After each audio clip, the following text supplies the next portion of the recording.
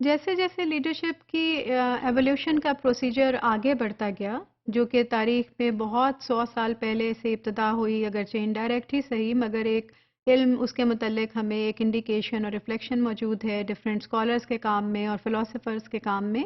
اور ان کی سوچ میں، ان کی تعلیمات میں ہمیں نظر آتا ہے کہ وہ اس لیڈرشپ کو کس طرح سے سمجھ رہے تھے یا کیسے ایکسرسائز کر رہے تھے، کیسے اس کی پریکٹس ہو رہی تھی اس دور میں۔ جب اس کی باقاعدہ اس پہ مینجمنٹ اور لیڈرشپ پہ تحقیق ہونے لگی تو ہمیں اس میں ایک پیراڈائم شفٹ نظر آتا ہے انڈیویجولزم سے کلیکٹیوزم کی طرف، ایک انسورد واحد کے رول کی بجائے ایک ایبلٹی کے طور پہ، ایک سکل سیٹ کے طور پہ اس کو سمجھا جانے لگا، ایک پوزیشن کی بجائے ایک فلوئڈ سکل سیٹ کے طور پہ، ایک مائنڈ سیٹ کے طور پہ،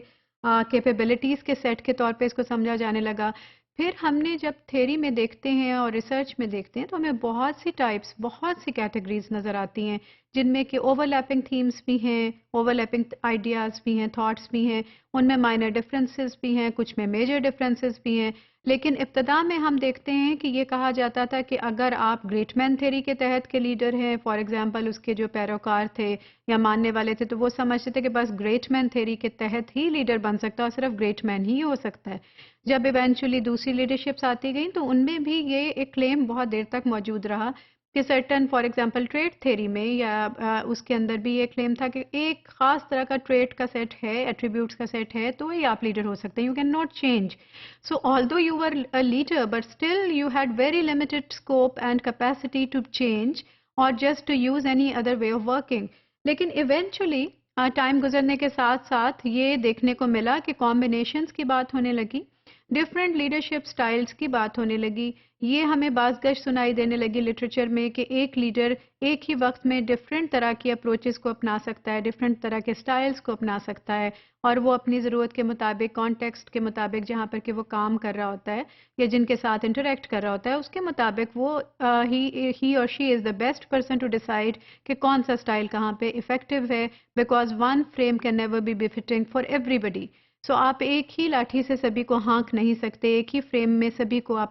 سما نہیں سکتے۔ سو اس لحاظ سے ڈفرینٹ اس کے اندر کمبینیشنز اینڈ کنٹراسٹ کو لے کر چلنا ضروری ہے۔ اسی کے تحت ایک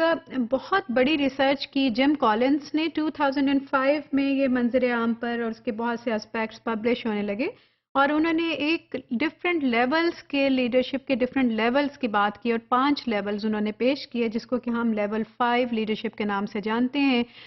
جو کہ لیول 1 سے شروع ہوتا ہے اور ہائیسٹ لیول کو لیول 5 کہتے ہیں۔ ان کا جو آرٹیکل تھا وہ ٹرائمف of humility and Faires resolve کے نام سے بہت شہرت کا حامل ہوا، اور اس میں بہت سی ایسی نئی سوچ اور بہت سی ایسی ایک آگہی دی گئی جو کہ آج کل کے دور میں انتہائی مفید ہے۔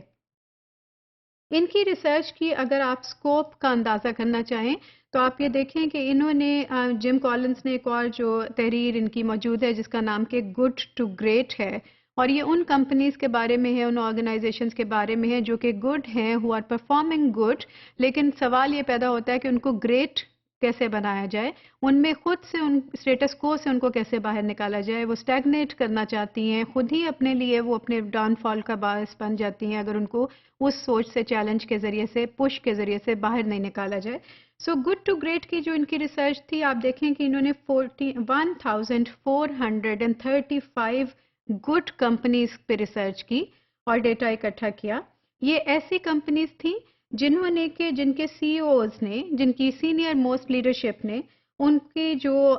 ریونیو یا اسٹاک مارکیٹ میں ان کے جو شیئرز تھے وہ 15 سالوں میں 3 ٹائمز تک بڑھا دیے، گویا کہ بہت زیادہ پروگریس ان کو ملی ہے، بہت زیادہ انہیں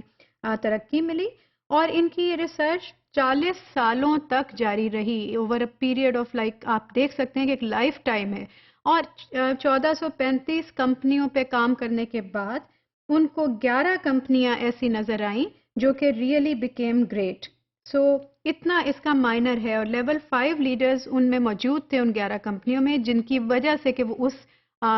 والے فارم پہ، اس والے لیول تک آ سکیں۔